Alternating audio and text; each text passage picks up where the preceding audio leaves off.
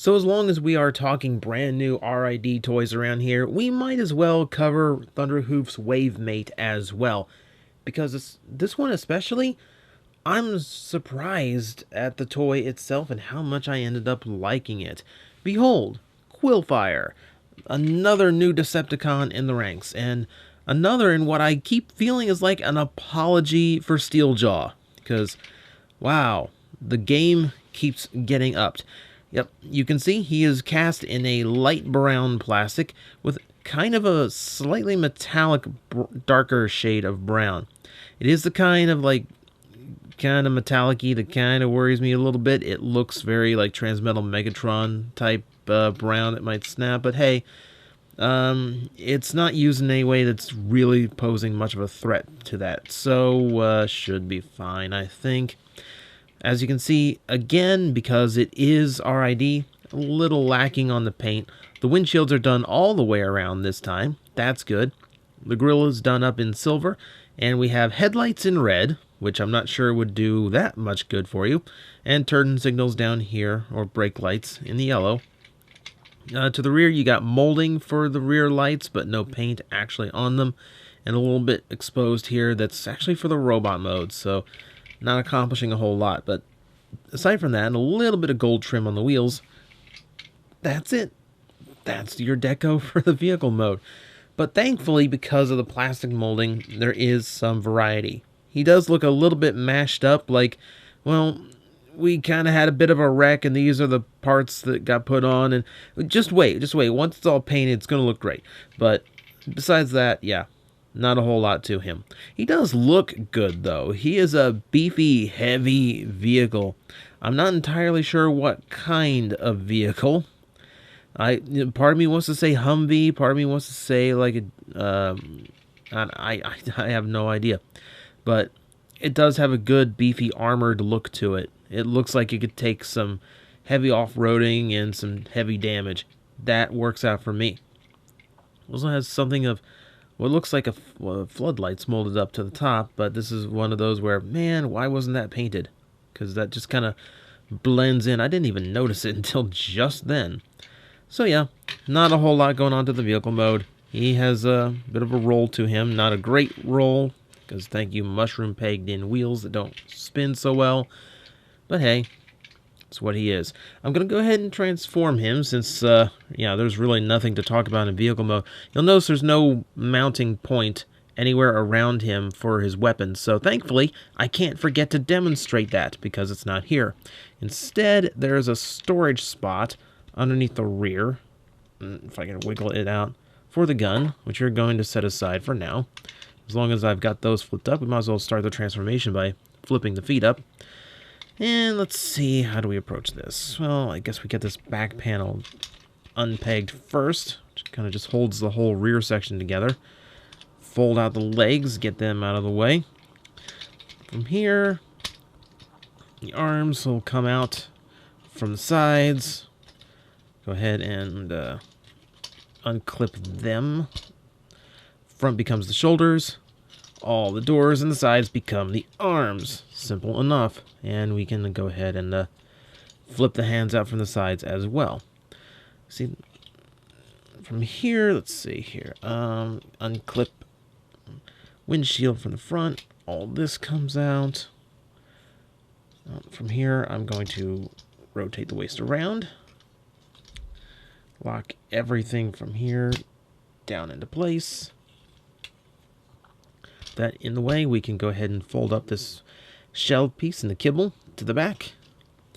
And then we can finish off with a nice head reveal, like so. Just like that, ladies and gentlemen, we have our warrior class Quillfire in his full robot mode. And I'll go ahead and adjust frame at this point because he's a little bit of a stumpy guy. But he does transform exceptionally well. I was pleasantly surprised to find out just how much he transformed. You know, there's a lot more going on there than I would expect out of a typical RID figure, especially if your only experience is like the Wave 1 and Wave 2 toys.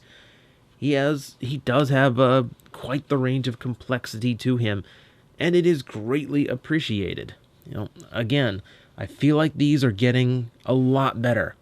So let's take a look at the head. And again, we've got a unique head because that's how the RID Decepticons roll. He is vaguely porcupine-shaped, though every time I look at him, it looks like an orca is poking out of this vehicle. I don't know.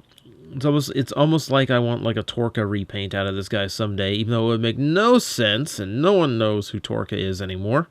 He's the other toy that broke down from cold plastic. Let's not bring him up again. That's probably going to jinx him. But yeah, he does have an interesting, if different, look to him. So as I said, yeah, he's kind of the short and stumpy type. As you can see, very long arms, stumpy legs, wide-shouldered, kind of hunched over. He's one of those toys that just looks different. He doesn't have your typical aesthetic of, standard Transformer you see. And that's not a bad thing. He does have a really nice look to him.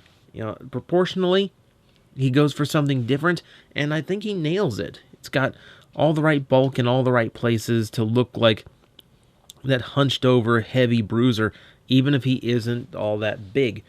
So he does manage that quite well. And it's not different for the sake of being different. It's different with an idea and a concept, and it looks like it was pulled off very well. So this is a case where it doesn't look like a standard Transformer, but that's perfectly fine because he looks good at what he's doing. You have the chest, which is the fake windshield. So that's been painted in black to match with the Decepticon poker chip in the center. These are scannable in the package, by the way, Hasbro, so it's not like I need to buy your toys to get the character in the mobile app. Just saying. We got some gold painted over on the pelvis, as well as that gold from the backside of the vehicle. Now it's on the feet. And that's pretty much it to the extent of the paint that's been added to the robot mode aside from the head. Now, if we look around to the back, we do have some shell kibble left over, as well as a mounting point here that's specifically for holding that gun if you want it to soar in place, which we can. There's nothing really stopping us for now. But what's really nice is he has all this massive quills in the back, because of course Porcupine is one of Quillfire's major features, and I'm glad they included it. The interesting thing about this is there's actually a hinge that will pop it out and let it hinge downward. I think this hinge exists only to actually make him fit in the packaging, because I kind of prefer it up like that with the quills like furled up and ready to fire. But if you hold them down, they kind of create this little smooth archway from head to back. So I guess it's a preferential thing. Instructions will say one way or another, but hey, I call it a preference. I call it a preference. A preference. I talk good, right? Okay, so what else can we have? Well, go ahead and point out accessories. The gun can mount in either hand, of course. I love how the hands are molded. That finger comes right to the edge of the gun, right to the edge of the trigger guard. That makes it looks like he is holding it, and he's got his finger on the trigger ready to fire. Also, it's a very tiny detail, but Quillfire's signature little, his little crest, that is on the gun itself. It's not molded. It's not molded or painted on the top of the toy. I think the Takara version painted it on. But it is represented here on the gun, which kind of reminds me of like a Halo Needler. Well, of course, I guess that would make all the sense in the world, wouldn't it? And speaking of, if we go to the back, one of the biggest surprises to this toy that I think caught a lot of people off guard, that center quill is removable, which allows him to have one of his toxic quills at the ready. That's a really cool and really unnecessary accessory to add in, considering he's already got a gun. I am thrilled that Hasbro included it. It's a really neat little thing that gives him a little bit more of his signature character from the show. So, let's talk articulation. Well, for starters, the mouth does open up. That's neat. Now, here is the neater part. The entire upper part is on a hinge, so a hinge, it's on a rotation base, so he does have some neck articulation. It's not much, but it's enough to give him just that extra bit of character in his poses. That's all I really ask for sometimes, and it works out. It's really cool they did that. The shoulders themselves are ball jointed. They're at the top, so unlike his wave mate, his shoulders actually look perfectly fine in pretty much any position.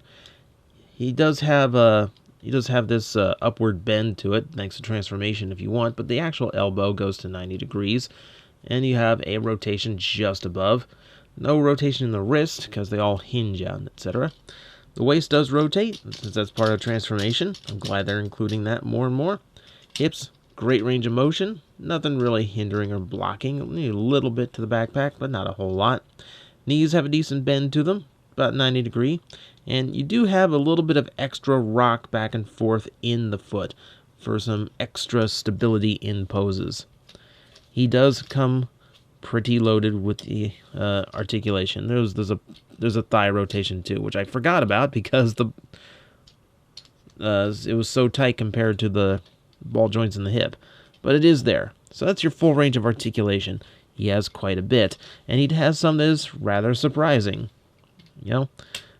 All around, the toy has done just that. Surprised me. There's a lot going on, from extra accessories, good transformation, and yes, it's a very small neck rotation, but I'm shocked it's in there because it wasn't necessary, and it looks like it's a little bit more difficult to implement, but they did it, and that's what counts. So that is Quillfire, an excellent toy, a big surprise for me. Again, something that feels closer to Generations in engineering level than your standard RID toy. I kind of feel like this is one of those oddball character designs that's going to get overlooked, and the toy doesn't deserve that because it is very solid. It is a very surprising figure. And here's the nice thing. I've taken a look at the Takara version, and they did put in a ton of extra paint, but they also altered a few colors to make the toy look better in their eye. But I find it actually decreases the accuracy to the cartoon. I think even though with the light paint apps, Hasbro's version is just as accurate to the cartoon as Takara's. So I don't think you're missing out if you have to settle for the domestic version. Both are perfectly fine. They just go for slightly different things. So if you're into the Quillfire, pick whichever one you want. I don't think you're going to be disappointed.